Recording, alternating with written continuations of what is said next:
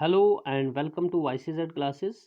बच्चों, आज हम जो है next lecture carbon and its compound का ले रहे हैं, जिसमें हम कुछ क्वेश्चंस जो हैं डिस्कस करेंगे।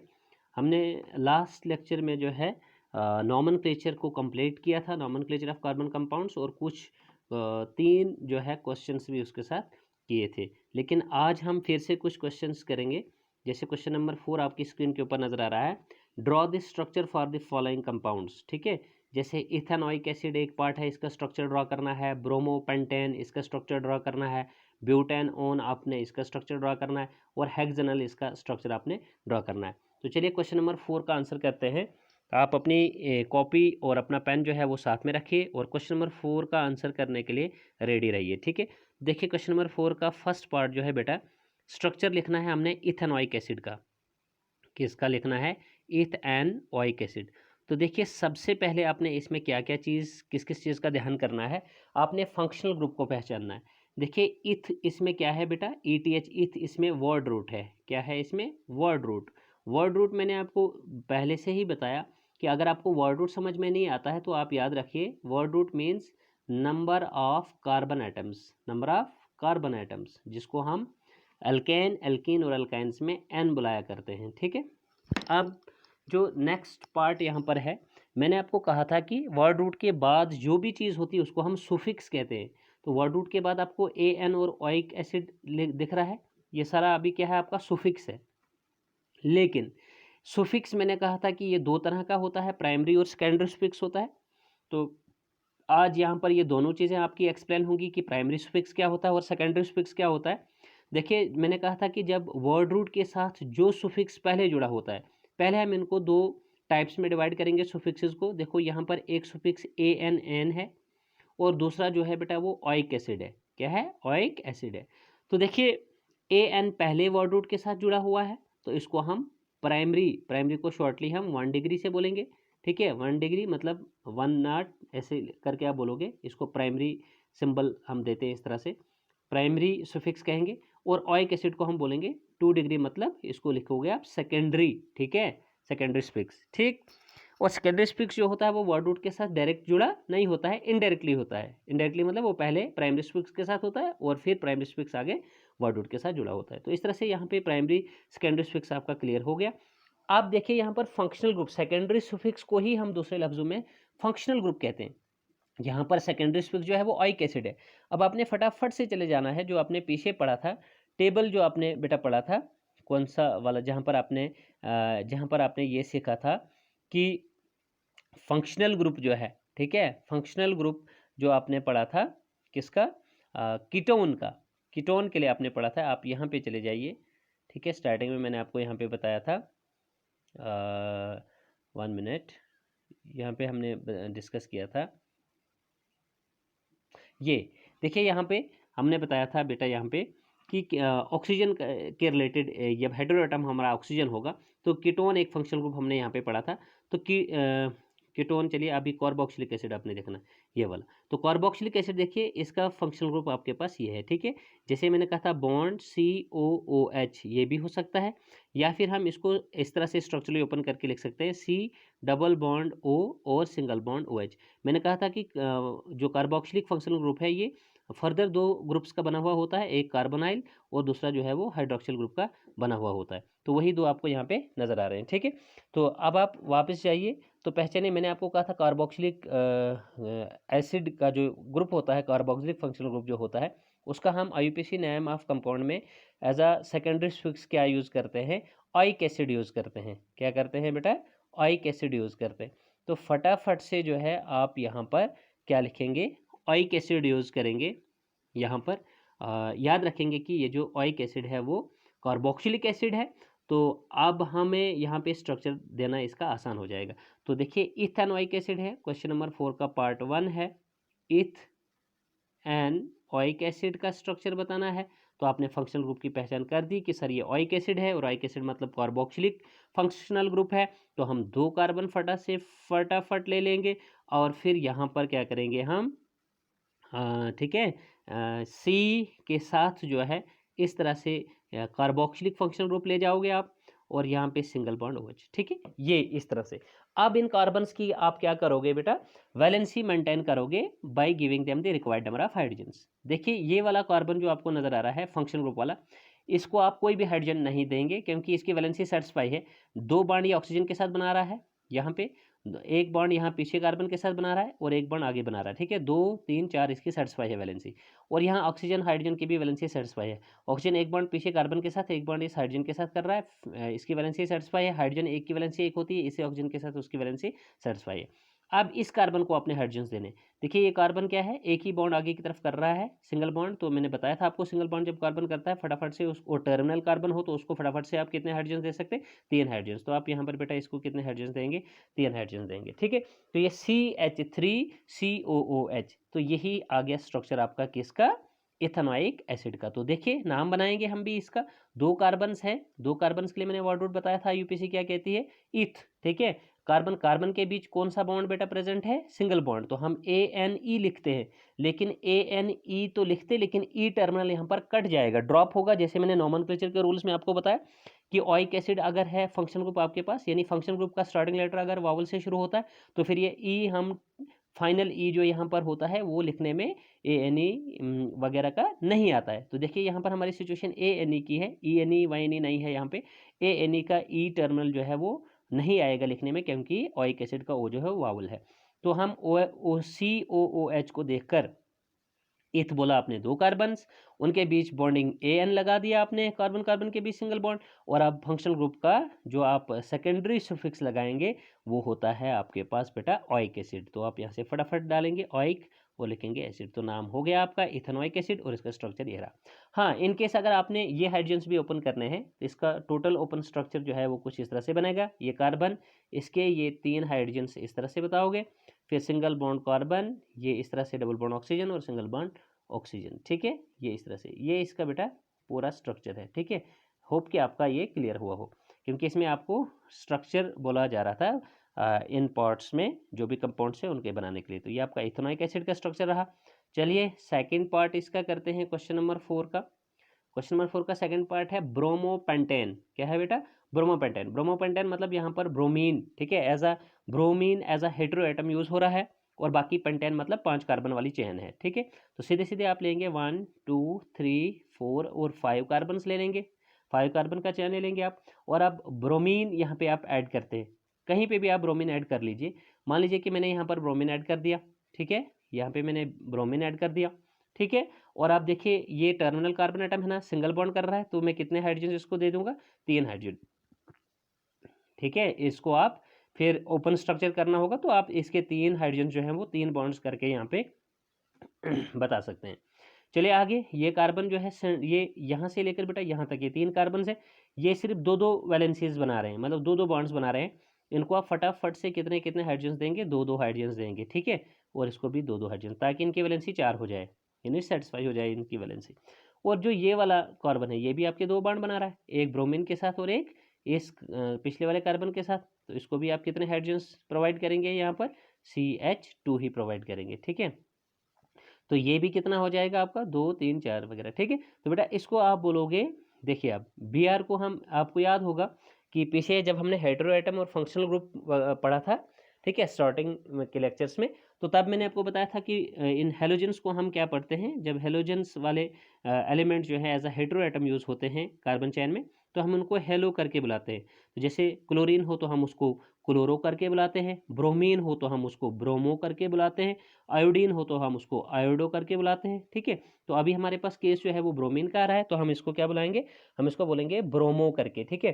तो हम इसका नाम बोलेंगे ब्रोमो, Br को पढ़ेंगे ब्रोमो। कार्बन चैन की जो लेंथ है बेटा वो हमारे पास 5 कार्बन है, 1 2 3 4 5, तो हम ब्रोमो के बाद बोलेंगे पेंट, ठीक है। और कार्बन कार्बन के बीच कौन सी बॉन्डिंग आ रही है, सिंगल बॉन्ड आ रही है, तो हम ANE, ठीक है, ANE लगाएंगे, ANE पूरा E भी डालेंगे यहाँ पर, ब्रोमोपेंटेन, जो कि हो जाएगा आपका ये वाला स्ट्रक्चर, या ये वाला नाम आपका क्लियर हो जाएगा इसका। लेकिन यहाँ पर इंपॉर्टेंट चीज़ आपको नजर आ रही है कि हमने यहाँ टर्मिनल एंड वाला E जो है वो नहीं ड्रॉप किया, इसलिए ड्रॉप नहीं किया क्योंकि यहाँ पे इसके अलावा हमारे पास कोई फंक्शन ग्रुप ऐसा नहीं है जिसके साथ वावल आ रहा हो, यानी सेकेंडरी स्पिक्स हमारे पास यहाँ पर नहीं है, सिर्फ प्राइमरी स्पिक्स ANE आपका यहाँ पर है, सेकेंडरी स्पिक्स नहीं है। जब सेकेंडरी स्पिक्स होता है तभी जाकर आपने देखना होता है, सेकेंडरी स्पिक्स यानी फंक्शनल ग्रुप जब होता है तभी जाकर आपने ये चीज़ देखनी होती है कि कहीं वो वावल से शुरू तो नहीं हो रहा है, ठीक है। इसलिए यहाँ पर वो नहीं था तो हमने इसको ड्रॉप नहीं किया, तो ये नाम भी क्लियर हो गया, ठीक है, और ये स्ट्रक्चर भी, ठीक है। चलिए बेटा नेक्स्ट पार्ट लेते हैं क्वेश्चन नंबर 4 का। क्वेश्चन नंबर 4 का थर्ड पार्ट है आपका ब्यूटेनॉन। क्या नाम है इसका? स्ट्रक्चर लिखना है, ब्यूट एन और ऑन। देखिए यहाँ पर भी टर्मिनली ड्रॉप हुआ है क्योंकि कीटोनिक ग्रुप है ये ONE जिसका लगता है सेकेंडरी स्पिक्स, ठीक है। और उसका जो बेटा यहाँ पर सबसे इम्पोर्टेंट चीज़ है कि ONE का O जो है वॉवल है, इसलिए वो ड्रॉप हुआ है। चलिए ब्यूटेनॉन है तो सबसे पहले आप फटाफट से क्या करेंगे, 4 कार्बन्स डालेंगे, 1 2 3 4, ठीक। 4 कार्बन जैसे ही आपने यहाँ पे प्लेस किए तो ब्यूटेनॉन है ना, तो यहाँ पर ये नहीं बताया गया है, बहुत इंपॉर्टेंट चीज़ है, यहाँ पर आपको ये नहीं बताई गई है, पोजीशन नहीं बताई गई है कि किस कार्बन के साथ आपने कीटोनिक ग्रुप डालना है। यहाँ पे आपको अपनी चॉइस है कि आप किसी भी कार्बन के साथ क्या है यहाँ पे कीटोनिक ग्रुप जो है वो प्लेस कर सकते हैं। समझ आ रही है आपको बात? सपोज कीजिए कि मैं कीटोनिक ग्रुप यहाँ पे डाल रहा हूँ, ठीक है, इस कार्बन के साथ, या कोई बच्चा जो है वो कीटोनिक ग्रुप यहाँ पे डाले, ठीक है, तो डाल सकते हो। समझ आ रही बात आपको? या कोई बच्चा जो है वो कीटोनिक ग्रुप जो है वो यहाँ पे डालेगा। समझ आ रही बात? यहाँ पे, ठीक है। यहाँ एक्चुअली आप यहाँ पे नहीं डालिए क्योंकि फिर आपको एक और कार्बन देना पड़ेगा। अगर आप यहाँ डबल बॉन्ड ऑक्सीजन करते हो फिर यहाँ का यहाँ यहाँ नहीं, यहाँ पे भी नहीं, यहाँ पे भी नहीं, आप यहाँ इन 2 कार्बन्स में कहीं पे भी डाल सकते हो, ठीक है।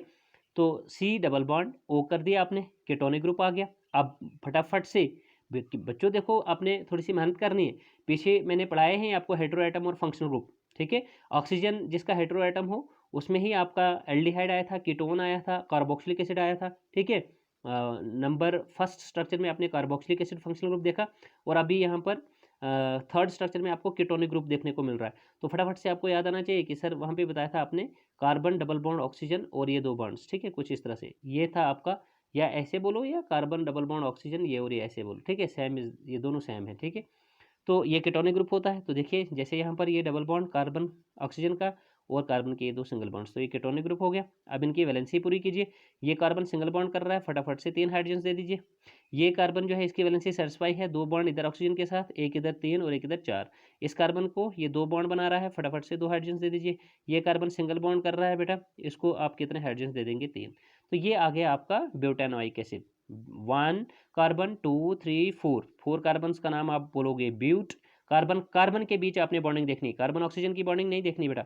तो कार्बन के बीच, कार्बन के बीच बॉन्डिंग जो है वो सिंगल है, ANE आता, लेकिन E ड्रॉप होगा क्योंकि यहाँ पर कीटोनिक ग्रुप का जो नाम आएगा यहाँ पर सुफिक्स सेकेंडरी वो आएगा ओइक एसिड, तो ओइक का O जो है वो वावल है, इसलिए ये E ड्रॉप हो जाएगा।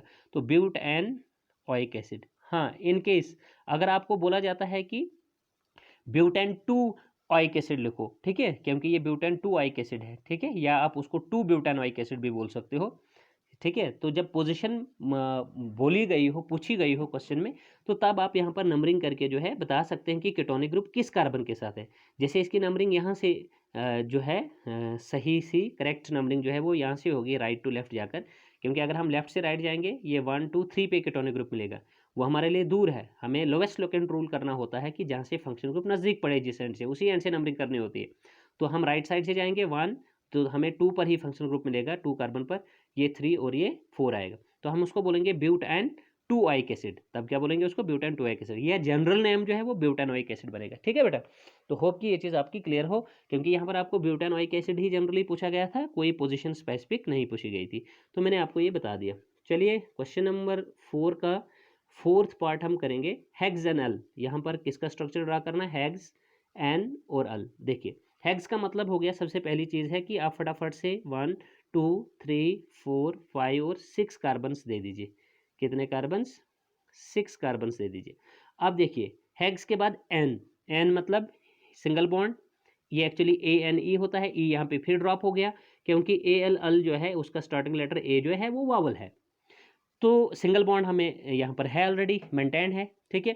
उसके बाद अब एल अल, अब आपने देखना है कि अल किसका फंक्शन ग्रुप है? वो एल्डिहाइड का है। किसका है? एल्डिहाइड का। एल्डिहाइड का फंक्शन ग्रुप क्या होता है? बॉन्ड C, शाबाश, H और O, यानी CHO, ठीक है। CHO is the functional group of aldehydes, जिनका आईयूपीएसी नेम में क्या लगता है, सुफिक्स सेकेंडरी एल अल लगता है। तो अब आप फटाफट से यहाँ पर लिखेंगे बेटा, एल्डिहाइड का सुफिक्स यूज होता है एल कंपाउंड में।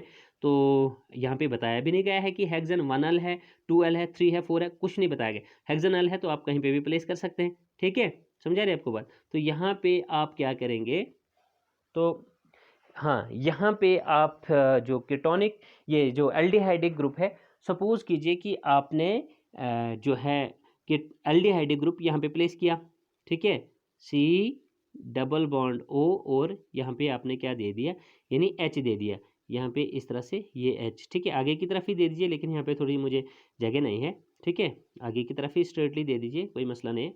तो देखिए 2 3 और एक ये हाइड्रोजन हो गया 4, किसकी, इस कार्बन की वैलेंसी। तो CHO ग्रुप आपने पहचान लिया ना, ये एल्डिहाइड ग्रुप है, ठीक है। तो आप इसको क्या बोलेंगे, आप बोलेंगे 1 2 3 4 5 6, तो 6 को आप बोलेंगे हैग्स, उनके बीच सिंगल बॉन्ड है AN, ई आता लेकिन ई ड्रॉप हो गया, क्योंकि फंक्शन ग्रुप एल्डिहाइड को देखकर हमने AL जो लगाना है वो ए इसका वावल है, ठीक है, हेक्सेन और ALL, ठीक है। तो अगर आपने पोजीशन बतानी होगी तो फिर आप इसको बोल सकते हो हेक्सेन 1 अल, 1 मतलब क्योंकि ये कार्बन 1 के साथ जुड़ा है, ये फंक्शन ग्रुप वाला कार्बन की कार्बन भी बेटा जो है नंबरिंग में आएगा, नंबर 1 2 3 4 5 और 6, ठीक है। आप यहाँ से नंबरिंग नहीं करेंगे, यहाँ से लेफ्ट से राइट जाएंगे ना तो ये आपको 6 पे मिलेगा, ठीक है, कौन सा, ये वाला कार्बन, तो जो कि गलत होगा। तो चलिए हेक्सेनल या हेक्सेन 1 अल जो है ये भी आपका क्लियर हो गया। अब है आपका नेक्स्ट क्वेश्चन जो है बेटा, क्वेश्चन नंबर 5। क्वेश्चन नंबर 5 में आपको बताया जा रहा है how would you name the following compound. नहीं नहीं नहीं, पहले फिलहाल यहाँ पे कुछ थोड़ा सा पूछा जा रहा है, are structural isomers possible for bromopentane. जो आप अभी आपने क्वेश्चन नंबर 4 का सेकंड पार्ट किया, ब्रोमोपेंटेन क्या उसके लिए स्ट्रक्चरल आइसोमर्स पॉसिबल हैं, तो फटाफट से देख लीजिए 1 2 3 4 5, ठीक है। यहाँ पे आप ब्रोमीन दे दीजिए इसको, और ये वैलेंसीज इनकी पूरी कीजिए हर कार्बन की, ठीक है, हर कार्बन की वैलेंसी आप पूरी कीजिए। देखिए अभी बिल्कुल पॉसिबल है, ये आपका फर्स्ट स्ट्रक्चर आ गया बेटा, यहाँ पर आपका लीनियरली 5 कार्बन थे, और लीनियरली यहाँ पर ब्रोमीन आपके पास इस तरह से जुड़ा हुआ था।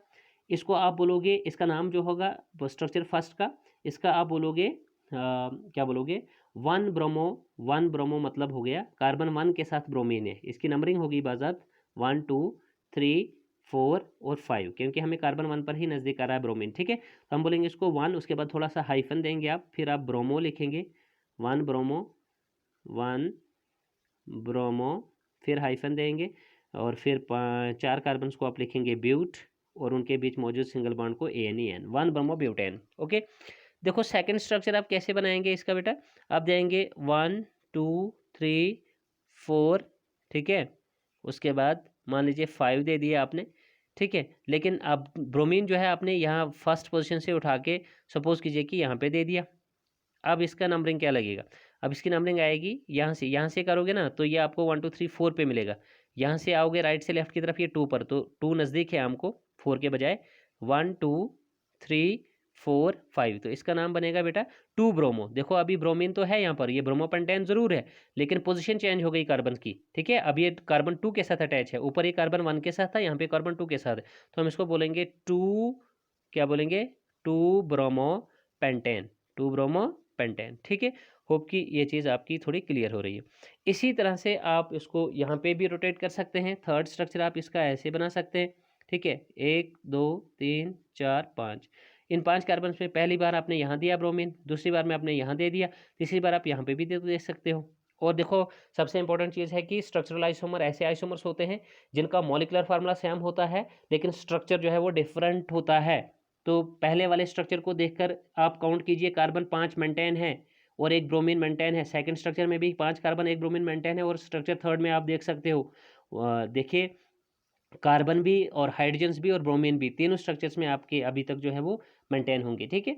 तो अभी देखिए इनकी वैलेंसी हम पूरी करेंगे, यहाँ 3 यहाँ 2, इसको 1 हाइड्रोजन, ठीक है, क्योंकि ये 3 बॉन्ड बना रहा है ना ये वाला कार्बन, ठीक है, इसको अपने 1 हाइड्रोजन के साथ, एक इधर पीछे कार्बन, एक आगे एक नीचे ब्रोमीन, तो यहाँ पर ये वाला कार्बन 2 और ये वाले कार्बन को तुम 3 हाइड्रोजन दोगे, ठीक है। देखिए यहाँ पर इसका नाम क्या बनेगा, अगर हम राइट से लेफ्ट की तरफ आएंगे 1 2, इस कार्बन को 3 मिलेगा, 4 और 5, ठीक है। तो हम इसको लेकिन अगर लेफ्ट से राइट की तरफ जाएंगे 1 2 3, तो देखो बेटा यहाँ राइट से और लेफ्ट से आने से दोनों साइड से जो है नंबरिंग सेम आ रही है, यानी इस कार्बन को दोनों साइड से नंबर 3 ही मिल रहा है। तो चाहे आप यहाँ से आओ या यहाँ से आओ, चलिए हम किसी भी साइड से जाकर 1 2 3 4 और 5 देते हैं। तो अब इस कार्बन को जिसके साथ ब्रोमीन जुड़ा हुआ है, इसका क्या नंबर मिला? इसका 3 नंबर मिला। तो आप बोलोगे फटाफट से इसका 3 ब्रोमो पेंटेन, 3 ब्रोमो पेंटेन। तो देखिए इस तरह से भी जो है इसके स्ट्रक्चर्स आप और प्रैक्टिस कीजिए, ठीक है। तो इस तरह से यहाँ पे पूछा जा रहा था are structural isomers possible for bromo pentane, तो आप इसका आंसर करेंगे यस। क्या बोलेंगे आप? Yes, structural isomers are possible for bromo pentane which are as given below, ठीक है, जो नीचे दिए हैं, और इस तरह से आप इनको बताएंगे, ठीक है। अब इंपॉर्टेंट चीज़ है कि यहाँ चेक भी कीजिए क्या ये स्ट्रक्चरल आइसोमर्स हैं भी, क्या इनमें मेंटेन है, कितने कार्बन। हमारे पास मॉलिक्यूलर फार्मूला क्या था? हमारे पास मॉलिक्यूलर फार्मूला था बेटा C5, ठीक है। और हाइड्रोजन्स कितने थे ये देख लीजिए। देखिए यहाँ पर हाइड्रोजन्स हमारे पास 3 थे, यहाँ पर कितने हाइड्रोजन्स थे आपके पास? इस वाले में 2 थे, 3 और 2 कितने हो गए आपके पास? 5, और यहाँ पर एक था 6, ठीक है। और यहाँ पे आपके पास 2 8 हो गए, और 3 कितना हो गया? 11, ठीक है। फिर से देख लीजिए, 3 2 5 2 7 और 2 क्या हो गया? 3 2 5 और एक 6, 6 और 2 कितने हो गए? 8, और 3 कितना हो गया? 11। तो C5H11 और एक ब्रोमीन, ये आपके पास मॉलिक्यूलर फार्मूला है जो इन सारे स्ट्रक्चर्स में मेंटेन रहना चाहिए, ठीक है। होप कि ये चीज़ आपकी क्लियर हो। चलिए बेटा नेक्स्ट क्वेश्चन है, क्वेश्चन नंबर 5 है, लास्ट क्वेश्चन है। How would you name the following compounds? किस तरह से आप इन कंपाउंड्स का नाम देंगे? जैसे पहला पार्ट है आपका क्वेश्चन 5 का, वो क्या है? CH3CH2Br, बहुत ही आसान है। ये एक्चुअली हेलो एल्केन है, ठीक है। इसका जनरल कंपाउंड का नाम जो है वो हेलो एल्केन है, ठीक है। अब ये अल्काइल हैलाइड हम इनको कॉमनली कहते हैं, ठीक, अल्काइल हैलाइड, ये भी आप थोड़ा सा याद रखेंगे। अब देखिए यहाँ पर सबसे इंपॉर्टेंट चीज़ है कि इसका नाम जो ये यहाँ पे बोला जा रहा है, लेकिन हम इसका आईयूपीएसी नाम बोलेंगे बेटा। कौन सा वाला नाम बोलेंगे? अभी आईयूपीएसी नाम बोलेंगे, ठीक है। तो आईयूपीएसी नाम बोलेंगे तो इसका नाम आएगा, याद रखना आपने, इस तरीके से। देखिए ये एक जनरल नाम है इनका, हेलो एल्केन। हेलो मतलब क्लोरो ब्रोमो आयोडो, जो सा वहाँ पे कार्बन चेन के साथ अटैच होगा। यहाँ पर इसका हेलोजन हमारा ब्रोमीन है, हम इसको ब्रोमो करके, यहाँ हेलो है, यहाँ हमारा ये ब्रोमीन है, तो हम इसको पढ़ेंगे ब्रोमो। क्या पढ़ेंगे? ब्रोमो। अब देखिए ये एल्केन में आपने पहचान करनी है। ब्रोमो के बाद आप वापस आइए, आप राइट से लेफ्ट की तरफ आ रहे हो। ये कितने कार्बन हैं? 1 और 1 2, तो आपको पता है 2 कार्बन को हम पढ़ते हैं इथ, तो ब्रोमो इथ। और 2 कार्बन के बीच आपको कौन सी बॉन्ड नजर आ रही है? सिंगल बॉन्ड, तो क्या सुफिक्स लगाते हैं हम? ANEN, तो ब्रोमो इथेन, फटाफट से इसका नाम हो गया, ठीक है बेटा। चलिए आगे बढ़ते हैं, हम स्ट्रक्चर सेकंड की बात करते हैं। वहाँ पर है HCH और O। देखिए सबसे पहली चीज़ है, यहाँ पर आपने पहचानना है कि फंक्शन ग्रुप कौन है। तो फंक्शन ग्रुप मान लीजिए ये है, और इस CHO is the bond, CHO is the function group of aldehyde, ठीक है। अब इसका नाम आप बताएंगे। मैं आपको IUPAC नेम, मैं बार बार बता रहा हूँ, मैं IUPAC नेम आपको बता रहा हूँ, ठीक है। IUPAC नेम, क्योंकि आपकी जो नॉमेनक्लेचर यहाँ पर टॉपिक रहा है आपका, उसमें जो है IUPAC नेमिंग पे ही ज़्यादा फोकस किया जा रहा है, ठीक है। तो कॉमन नेम्स वगैरह जो है आप आगे आगे जैसे केस आता जाएगा मैं वहीं पे बताऊंगा आपको, अदरवाइज आप IUPAC नॉमेनक्लेचर में फोकस कीजिए, ठीक है। IUPAC नॉमेनक्लेचर पे ही फोकस कीजिए, ठीक है। तो एल्डिहाइड फंक्शनल ग्रुप जब आ गया तो इस इनका जनरल नेम आपको मैं फॉर्मूला यहाँ पे बता दूंगा IUPAC नेमिंग का एल्डिहाइड वाले कंपाउंड्स के लिए। इसको याद रखना होता है, एल्क, एन और अल। देखिए अब एल्क मतलब word root, number of carbons. तो देखिए इस कंपाउंड में कितने कार्बन्स आपको नजर आ रहे हैं? एक कार्बन है, तो एक कार्बन को बेटा आप क्या बोलोगे? मिथ। क्या बोलोगे? मिथ। अब कार्बन बोलोगे सर फटाफट से EN लगाओगे ऑक्सीजन के साथ। मैंने कितनी बार आपको रोका कि कार्बन ऑक्सीजन बॉन्डिंग नहीं देखनी होती है, कार्बन कार्बन या फिर कार्बन हाइड्रोजन। देखिए यहाँ पर कार्बन एक ही है, दूसरा कार्बन नहीं है, तो हम कहाँ से वो कार्बन ले आएंगे? तो इस वक्त हम कार्बन सिंगल बॉन्ड के लिए किसकी बॉन्डिंग देखेंगे? कार्बन कि हाइड्रोजन के साथ देखेंगे। तो कार्बन हाइड्रोजन कौन सा बॉन्ड आ रहा है? यहाँ पर सिंगल बॉन्ड आ रहा है। तो मिथ के बाद आप क्या लगाओगे? ANE लगाना था, लेकिन E ड्रॉप होगा, ठीक है, क्योंकि यहाँ पर एल्डिहाइड का अल जो लगता है वो अल का A स्टार्टिंग लेटर वावल है। मैंने पीछे भी एक केस बताया आपको। तो मिथेन और एल्डिहाइड ग्रुप है ये आपका, तो आप फटाफट से इसको बताएंगे ALL, तो इसका नाम जो है वो मिथेन अल हो जाएगा। क्या हो जाएगा? मिथेनल, ठीक है। चलिए नेक्स्ट जो है आपका थर्ड स्ट्रक्चर है क्वेश्चन नंबर 5 का, स्ट्रक्चर थर्ड। वहाँ पर है, देखिए हम पहले कार्बन से इसके लेते हैं, 1 2 3 4 5 6 कार्बन है। तो देखो बेटा 6 कार्बन है सीधे सीधे, 1 2 3 4 5 6, और यहाँ पे क्या है, ट्रिपल बॉन्ड है, यहाँ इस जगह पे क्या है, ट्रिपल बॉन्ड है। ठीक है, लास्ट पे जो है ना, लास्ट का जो कार्बन है उसके पीछे यानी यहाँ पे 1 2 और ये 3, यहाँ पे ट्रिपल बॉन्ड है।